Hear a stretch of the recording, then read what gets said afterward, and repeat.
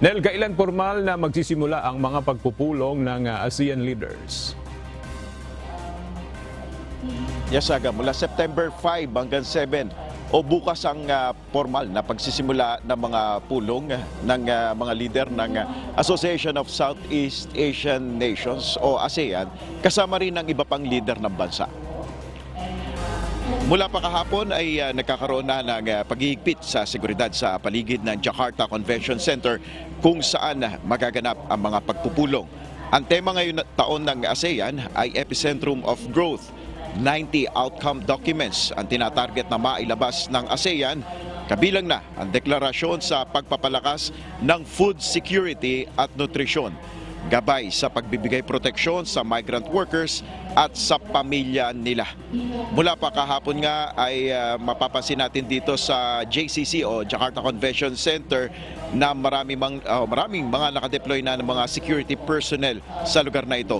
Marami na ring mga media ang nakaantabay at maging ang ibang mga delegasyon mula sa iba't ibang bansa ang nakaantabay na para sa pagsisimula ng summit. Mamayang hapon ang nakatagdang pag-alis dyan ni Pangulong Ferdinand Marcos Jr. papunta dito sa Jakarta, Indonesia.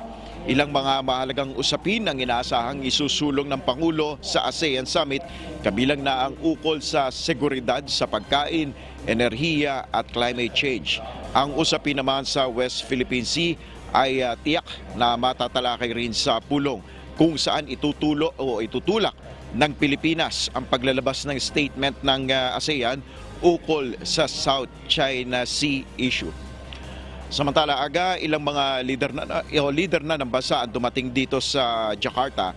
Kabilang dito ang Cook Islands Prime Minister na si Mark Brown, ang Timor-Leste Prime Minister na si Susana Gusmao, at ang huling na-monitor natin na dumating dito ay ang Vietnamese Prime Minister na si Pham Minh Chinh. Patuloy tayong mag-aantabay mamaya para sa pre-departure speech naman ni Pangulong Marcos dyan sa Pilipinas. Yan muna ang ating update. Balik sa iyo, Aga.